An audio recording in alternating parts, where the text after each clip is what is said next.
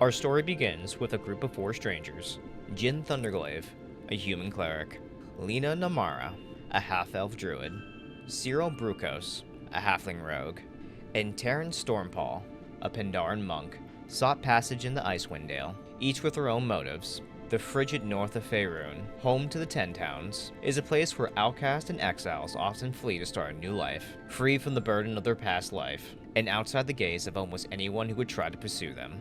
A land built by outlaws, the Ten Towns is a place where no one asks questions, and all are welcome, as long as they work hard and keep the peace. During their journey through the mountains and into the Dale, the group was waylaid by Dwagar, and their guide was killed. Forced to work together to survive, they traveled through the wilderness and eventually reached Brinchander, the de facto capital of the Ten Towns, where they learned that Icewind Dale has been trapped in perpetual night, the sun unable to rise above the horizon, leaving them in an endless winter that seems to get colder as time goes on. In need of resources, the group decides to collectively take a job to find a murderer that has been killing people across the Ten Towns. As their investigation begins, they start to uncover more clues and find themselves in more dangerous situations. Terran Stormpaw decides that this adventuring life isn't for him after all, and he leaves the group to start a new life here as he pursues his lifelong dream of being a chef. The group was sad to see him go, especially Jin, who was a huge fan of Terran's cooking, but they pressed forward as a trio. Fortunately for them, and very lucky and fortunate timing, the group finds a new 4th member, a secretive elf noble named Tamar Aris. Not sure how he arrived in Icewind Dale, Tamar decides to adventure with this group for now, as he feels it may help him achieve his own goals along the way. As the group travels across the Ten Towns in search of this cold-hearted killer, they learn more of this endless winter, the impact it's having on the people here, and of Auril, the Frostmaiden, a goddess who many believe has come to the mortal plane to challenge the people of the Dale and demand their worship and prayer.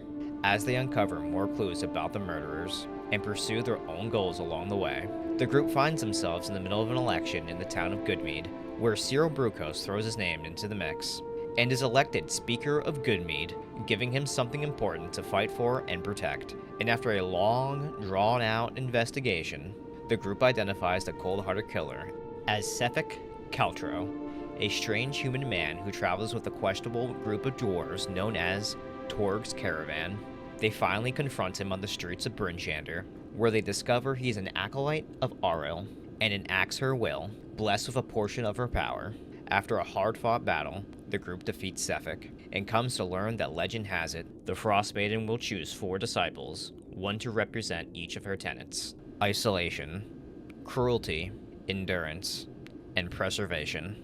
With more motivations and ties to the Ten Towns, the group feels compelled to fight for this place, and a way to end this so-called endless winter. They arrange a meeting with Devessa Shane, the Speaker of Brinchander and head speaker of the Ten Towns, who introduces them to a wizard named Talark Illisim, a member of the Arcane Brotherhood and former member of the Society of Brilliance, who tells them an ancient Netherese city, Etherin, which is supposedly buried under the ice of the frozen tundra of Icewind Dale. Talark believes that this lost city may have ancient Netherese artifacts which could free Icewind Dale from the never-ending winter, giving the group a new lead on a solution. Needing more specifics on how to find the city and retrieve these artifacts, the group decides to follow up on some personal threads. With the help of the group, Jin Thunderglaive challenged the Jarl Moot, an ancient frost giant ritual which tests the mind and body of frost giant warriors.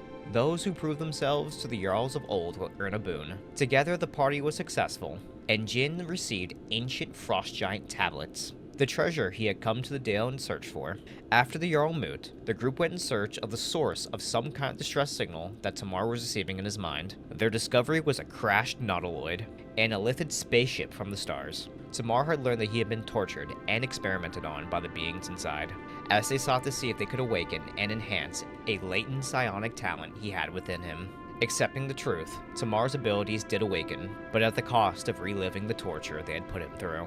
The group traveled next to the spine of the world, in search of the Goliath clans. Lena hoped they might be able to aid her in her quest to find Oyamin Tuk, her adoptive mother who saved her as a child and raised her as her own.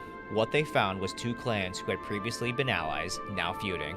Lena hopes to walk in her footsteps of her mentor, and mend the first between the Akhenathi and the Thunlaka. The party makes a plan to unite the tribes through a political marriage. but must undertake some trials to see it through. While traveling through the mountains, they suddenly find themselves caught in a Dwargar ambush, where a mysterious strong woman by the name of Taranthia Vraylin, who has been scouting the Dwargar for days, leaps in to help them. This is where our story continues today.